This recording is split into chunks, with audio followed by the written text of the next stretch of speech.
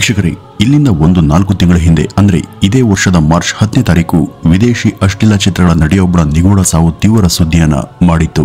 Mexican ಮೂಲದ ಈಕೆ ಅಮೆರಿಕದ ನಿವಾಸಿಯಾಗಿದ್ಲು. ನೋಡೋದಕ್ಕೆ ಸ್ಫುರದ್ರೂಪಿಯಾಗಿದ್ದಂತ ಈ 26 ವರ್ಷದ ಈ ಯುವತಿ ಅಶ್ಲೀಲ ವಿಡಿಯೋಗಳ ಕ್ಷೇತ್ರದಲ್ಲಿ ನಟಿಯಾಗಿ ಗುರುತಿಸಿಕೊಂಡಿದ್ಲು. ಆಕೆಯ ಹೆಸರೇ ಸೋಫಿಯಾ ಲಿಯೋನ್. ಈಕೆ ತನ್ನ ಪ್ರಾಣವನ್ನು ತಾನೇ ಕಳೆದುಕೊಂಡ ಅಥವಾ ಬೇರೆ ರೀತಿಯ ಸಾವಂತ ತನಿಖೆಯನ್ನ ಮಾಡಿದಾಗ ಈಕೆಗಿಂತ ಮೊದಲು ಕಳೆದ 3-4 ತಿಂಗಳಲ್ಲಿ ಈಕೆದೇ ವಯಸ್ಸಿನ ಇತರೆ 3 ಜನ ಇದೇ ಕ್ಷೇತ್ರದ ನಟಿಯರು ಇದೇ ರೀತಿ ಸಾವನ್ನಪ್ಪಂತ ಸಂಗತಿ ಗೊತ್ತಾಗುತ್ತೆ. ಈ ಸೋಫಿಯಾ ಲಿಯೋನ್ ತನ್ನ ಸೋಷಿಯಲ್ ಮೀಡಿಯಾದಲ್ಲೂ ಕೂಡ ಸಾಯುವಂತ ಕೆಲ ದಿನಗಳ ಹಿಂದೆ ತನಗಿಂತ ಮೊದಲು ಸಾವನ್ನಪ್ಪಂತ ನಟಿಯರ ಬಗ್ಗೆ ಬರೆದುಕೊಂಡಿದ್ಲು. ಅವರ ಸಾವಿಗೂ ಈಕೆ ಸಾವಿಗೂ ಏನಾದರೂ ಸಂಬಂಧ ಇದೆಯಾ ಅಥವಾ ಈ ಎಲ್ಲಾ ಸಾವುಗಳು ಕೂಡ ಒಂದೇ ಕಾರಣಗಳ ಅಡಿಯಲ್ಲಿ ನಡೆದಿದ್ದಂತ ಯೋಚಿಸಿದಂತ ಪೊಲೀಸರಿಗೆ ಅಂತ ಯಾವುದೇ ಅಂಕಿಅಂಶ ಸಿಗ್ಲಿಲ್ಲ. ಈ ಎಲ್ಲಾ ಸಾವುಗಳು ಕೂಡ 4 ತಿಂಗಳ ಅವಧಿಯಲ್ಲಿ ನಡೆದಿದ್ರು ಕೂಡ ಅವೆಲ್ಲ ಕಾಕತಾಳೆ ಇರಬಹುದು ಅಂತ ಪೊಲೀಸರು ಭಾವಿಸಿದ್ರು.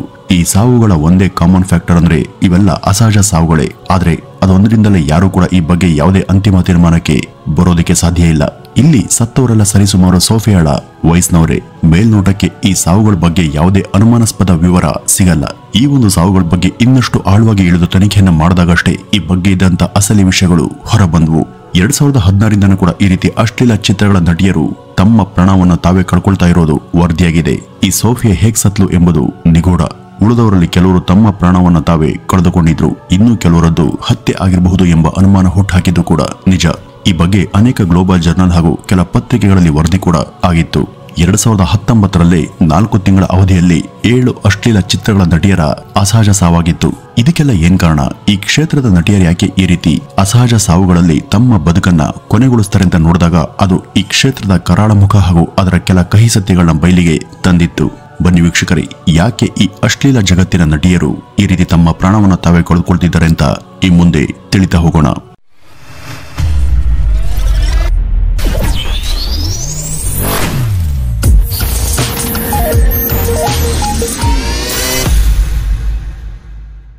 ವೀಕ್ಷಕರೇ, ಎಲ್ಲ ಬಿಟ್ಟು ಈ ಅಶ್ಲೀಲ ಕ್ಷೇತ್ರದವ್ರ ಬಗ್ಗೆ ಯಾಕೆ ಈ ಚರ್ಚೆ ಅಂತ ನೀವು ಇದು ಜಸ್ಟ್ ಈ ಬಗ್ಗೆ ನಿಮ್ಮನ್ನ ಎಜುಕೇಟ್ ಮಾಡೋದಕ್ಕೆ ಹಾಗೂ ಈ ಕ್ಷೇತ್ರದ ಬಗ್ಗೆ ಜನ ಜಾಗೃತಿ ಮೂಡಿಸುವಂತ ಉದ್ದೇಶ ಮಾತ್ರ. ವೀಕ್ಷಕರೇ, ಈ ಅಶ್ಲೀಲ ಕ್ಷೇತ್ರ ಅನ್ನೋದು ಇವತ್ತು ವಿಶ್ವಾದ್ಯಂತ ದೊಡ್ಡ ಮಟ್ಟದಲ್ಲಿ ಬೆಳೆದಿದೆ. ನಮ್ಮ ದೇಶದಲ್ಲಿ ಇಂಥ ವಿಡಿಯೋಗಳನ್ನ ವೀಕ್ಷಿಸುವಂತ ಅನೇಕರು ಕೂಡ ಇಲ್ಲಿ ಅಶ್ಲೀಲ ಚಿತ್ರಗಳು ಕಾನೂನು ಬಾಹಿರ, ಇವುಗಳನ್ನ ಚಿತ್ರೀಕರಣ ಮಾಡೋದಾಗ್ಲಿ, ಇವುಗಳಲ್ಲಿ ನಡೆಸೋದಾಗ್ಲಿ, ವಿಡಿಯೋಗಳನ್ನ ಮಾಡೋದಾಗ್ಲಿ, ಸಂಗ್ರಹಿಸಿ ಇಟ್ಕೊಳ್ಳೋದಾಗ್ಲಿ, ಶೇರ್ ಮಾಡೋದಾಗ್ಲಿ, ಪ್ರದರ್ಶನ ಮಾಡೋದಾಗ್ಲಿ ಇವೆಲ್ಲ ಅಪರಾಧ. ಒಂದ್ ವೇಳೆ ಯಾರಾದ್ರೂ ಇವುಗಳನ್ನ ಮಾಡಿದ್ರೆ ಅಂತವರ ಮೇಲೆ ಇಲ್ಲಿ ಕಠಿಣ ಕ್ರಮವನ್ನ ಜರುಗಿಸಲಾಗುತ್ತೆ. ಇದು ಭಾರತದ ಕಥೆಯಾದ್ರೆ ವಿದೇಶಗಳಲ್ಲಿ ಈ ರೀತಿ ಇಲ್ಲ. ಕೆಲ ಮುಂದುವರೆದಂತ ದೇಶಗಳಲ್ಲಿ ಅದಕ್ಕೂ ಕೂಡ ಸ್ವಾತಂತ್ರ್ಯ ಹಾಗೂ ಅವಕಾಶ ಇದೆ. ಅಲ್ಲಿ ಅಶ್ಲೀಲ ಚಿತ್ರಗಳ ಪ್ರತ್ಯೇಕ ಉದ್ಯಮನೆ ಇದೆ ಹಾಗೂ ಇದಕ್ಕಾಗಿನೇ ಅಲ್ಲಿ ಸ್ಟುಡಿಯೋಗಳು, ನಿರ್ಮಾಣ ಸಂಸ್ಥೆಗಳು ಹೀಗೆ ಎಲ್ಲ ಇವೆ. ಅಲ್ಲಿ ಇದಕ್ಕೆ ಲೈಸೆನ್ಸ್ ಕೂಡ ಇದೆ. ತೆರಿಗೆಯನ್ನು ಕಟ್ಟಿ ಇವುಗಳ ಚಿತ್ರೀಕರಣ ನಡೆಸಿ ಬೇಕಾದವರು ಮಾರಾಟ ಮಾಡಿ ದುಡ್ಡನ್ನು ಮಾಡುವಂತ ಅವಕಾಶ ಅವ್ರಿಗಿದೆ. ಈ ಒಂದು ಕ್ಷೇತ್ರದಲ್ಲೂ ಕೂಡ ಭಾಗವಹಿಸುವಂತ ನಟ ನಟಿಯರು ಯಾವುದೇ ಸೆಲೆಬ್ರಿಟಿಗಿಂತ ಕಡಿಮೆನಿರಲ್ಲ. ಅವರು ಬಹುಬೇಗ ಪ್ರಸಿದ್ಧರಾಗ್ತಾರೆ ಹಾಗೂ ಶ್ರೀಮಂತರು ಕೂಡ ಆಗ್ತಾರೆ. ವೀಕ್ಷಕರೇ, ವಿದೇಶಗಳಲ್ಲಿ ಈ ಉದ್ಯಮ ಎಷ್ಟು ಜನಪ್ರಿಯ ಅಂದ್ರೆ ನಮ್ಮಲ್ಲಿ ಫೇಮಸ್ ಆಗೋದಕ್ಕೆ ಯುವಕರು ರೀಲ್ಸ್ ವಿಡಿಯೋಗಳನ್ನ ಮಾಡ್ತಾರೆ.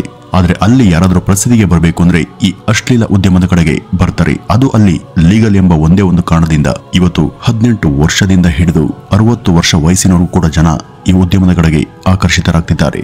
ಈ ಉದ್ಯಮದಲ್ಲಿ ಅವ್ರಿಗೆ ಸಿಗೋದು ಹಣ, ಲೈಂಗಿಕ ಸುಖ ಹಾಗೂ ಪ್ರಚಾರ. ಈ ಮೂರಕ್ಕೂ ಕೂಡ ಸಿಕ್ಕಾಬಟ್ಟೆ ಬೇಡಿಕೆ ಇದೆ. ಇನ್ನು ಬೇರೆ ಕ್ಷೇತ್ರದಲ್ಲಿ ಹೆಸರನ್ನು ಗಳಿಸೋದಕ್ಕೆ ಮೊದಲು 25 ವರ್ಷಗಳ ವ್ಯಾಸಂಗವನ್ನ ಮುಗಿಸ್ಬೇಕು, ಆಮೇಲೆ ಕೆಲಸ ಮಾಡಿ ಉನ್ನತಿಗೆ ಬರಬೇಕು. ಆದ್ರೆ ಈ ಅಶ್ಲೀಲ ಉದ್ಯಮದಲ್ಲಿ ಹೆಸರನ್ನು ಮಾಡೋದಕ್ಕೆ ಇದ್ಯಾವುದೂ ಕೂಡ ಬೇಕಿಲ್ಲ. ಕೇವಲ ಒಂದು ವಿಡಿಯೋದಿಂದ ಇಲ್ಲಿ ಜಗದ್ವಿಖ್ಯಾತಿಯನ್ನ ಪಡೆಯಬಹುದು. ಇಲ್ಲಿಗೆ ಬರುವಂತ ನಟ ನಟಿಯರಿಗೆ ಹಣ ಕೂಡ ಸಿಗುತ್ತೆ. ಅದು ಜುಜುಬೆಯೇನಲ್ಲ, ಲಕ್ಷಗಟ್ಟಲೆ ಹಣವನ್ನ ಇದರಲ್ಲಿ ಸಂಪಾದಿಸ್ತಾರೆ. ಮೇಲಾಗಿ ಅವರ ವಿಡಿಯೋಗಳನ್ನ ಜಗತ್ತಿನ ಎಲ್ಲರೂ ಕೂಡ ನೋಡ್ತಾರೆ.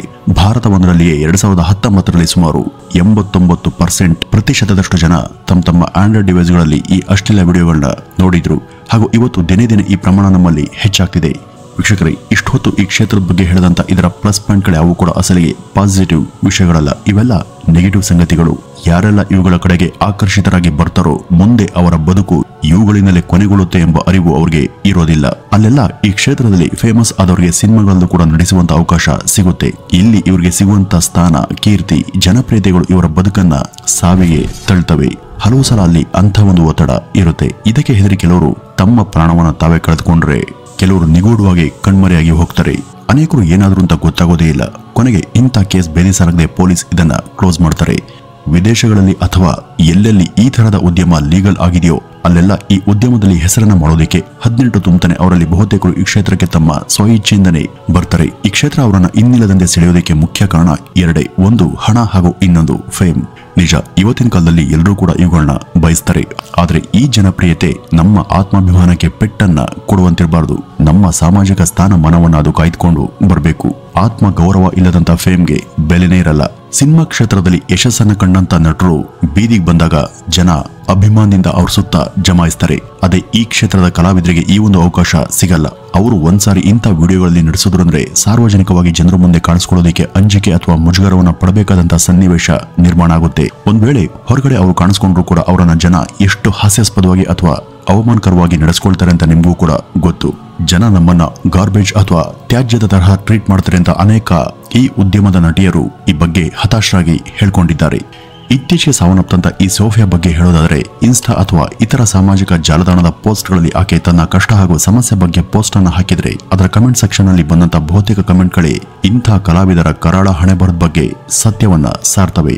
ಕೇವಲ ಆಕೆ ಇಂಥ ವಿಡಿಯೋಗಳಲ್ಲಿ ನಡೆಸಿ ಹಣ ಮಾಡ್ತಾಳೆ ಎಂಬ ಒಂದೇ ಒಂದು ಕಾರಣಕ್ಕೆ ಆಕೆ ಸಾವಿಗೂ ಕೂಡ ಕನಿಷ್ಠ ಮುರುಕವನ್ನು ಕೂಡ ವ್ಯಕ್ತಪಡಿಸಿದಂತ ಜನ ಅಲ್ಲಿಯೂ ಕೂಡ ಅಸಭ್ಯ ಹಾಗೂ ಅಸಂಬದ್ಧ ಕಮೆಂಟ್ಗಳನ್ನು ಹಾಕಿರೋದನ್ನು ನೀವು ಗಮನಿಸಬಹುದು.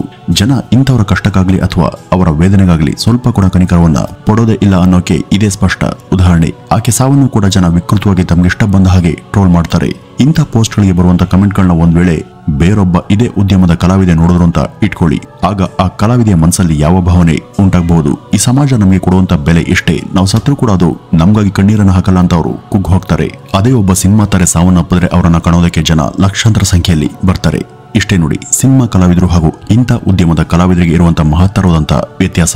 ಇನ್ನು ಹಣದ ಬಗ್ಗೆ ಹೇಳೋದಾದ್ರೆ ಇಲ್ಲಿ ಕೈ ತುಂಬ ಹಣ ಸಿಗುತ್ತೆ ಅಂತ ನಂಬಿ ಅವರು ಬಂದಿರ್ತಾರೆ. ವರದಿಗಳ ಪ್ರಕಾರ ನಟಿಯರಿಗೆ ಒಂದು ವಿಡಿಯೋಗೆ $500-700 ಸಿಕ್ಕರೆ ಪುರುಷರಿಗೆ $1000ಗೂ ಹೆಚ್ಚು ಸಿಗುತ್ತೆ. ಇಲ್ಲಿ ಇವರು ಹಣವನ್ನಷ್ಟೇ ದುಡಿತಾರೆ. ಆದ್ರೆ ಇಲ್ಲಿ ಅವರ ಸಂಬಂಧಿಕರು, ಸ್ನೇಹಿತರು, ಬಂಧು ಬಳಗದವರು, ಸಂಗಾತಿಗಳು ಎಲ್ಲರೂ ಕೂಡ ಇವರನ್ನ ದೂರ ಮಾಡಿರ್ತಾರೆ. ಒಂದ್ ರೀತಿ ಇವ್ರ ಜೊತೆ ಯಾರು ಕೂಡ ಇರೋದಿಲ್ಲ. ಇವ್ರ ಬದುಕೆ ಅತಂತ್ರವಾಗಿರುತ್ತೆ. ಅದರಲ್ಲಿ ಇವರು ಯಾರಾದ್ರೂ ಯಾರ ಜೊತೆಲಾದ್ರೂ ರಿಲೇಶನ್ಶಿಪ್ ನಲ್ಲಿದ್ರೆ ಅದು ಕೂಡ ಹೆಚ್ಚು ಕಾಲ ಇರೋದಿಲ್ಲ. ಒಂದ್ ರೀತಿ ಇವರದ್ದು ಅತಂತ್ರದ ಜೀವನ.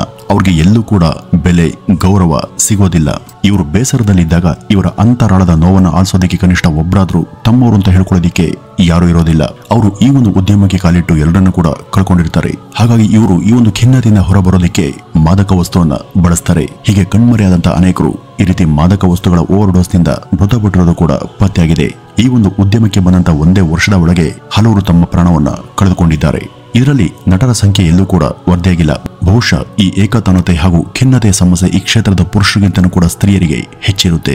ಇವರು ಈ ಒಂದು ಉದ್ಯಮಕ್ಕೆ ಬಂದ್ರೆ ಹಣ ಹಾಗೂ ಫೇಮ್ ಸಿಗುತ್ತೆ ಎಂಬ ಹುಚ್ಚು ನಂಬಿಕೆಯಿಂದ ಬಂದು ತಮ್ಮ ಜೀವನವನ್ನೇ ಹಾಳು ಮಾಡ್ಕೊಳ್ತಿದ್ದಾರೆ. ಅವರು ಈ ಕ್ಷೇತ್ರಕ್ಕೆ ಕಾಲಿಟ್ಟ ನಂತರನೇ ಈ ಒಂದು ಕ್ಷೇತ್ರದ ಕರಾಳ ಮುಖ ಅವರಿಗೆ ಪರಿಚಯವಾಗುವುದು. ವೀಕ್ಷಕರೇ, ಈ ಒಂದು ವಿಡಿಯೋ ಖಂಡಿತ ವಯಸ್ಕರರ ಕಂಟೆಂಟ್ ಅಲ್ಲ. ಇದು ಈ ಕ್ಷೇತ್ರದ ಆಂತರಿಕ ಹಾಗೂ ಬಾಹ್ಯ ಸಂಗತಿಗಳ ಬಗ್ಗೆ ಜನರಿಗೆ ಗೊತ್ತಾಗಲಿ ಎಂಬ ಒಂದೇ ಒಂದು ಉದ್ದೇಶದಿಂದ ಇದನ್ನ ನಾವು ನಿಮ್ಮ ಮುಂದೆ ಇಟ್ಟಿದ್ದು. ಇನ್ನು ಈ ಬಗ್ಗೆ ನಿಮ್ಮ ನಿಲುವು ಏನು ಅಂತ ಕಮೆಂಟ್ ನ ಮೂಲಕ ತಿಳಿಸಿ ಅಂತ ಹೇಳ್ತಾ ಈ ಒಂದು ವಿಡಿಯೋವನ್ನ ಇಲ್ಲಿಗೆ ಮುಗಿಸೋಣ. ನಮಸ್ಕಾರ.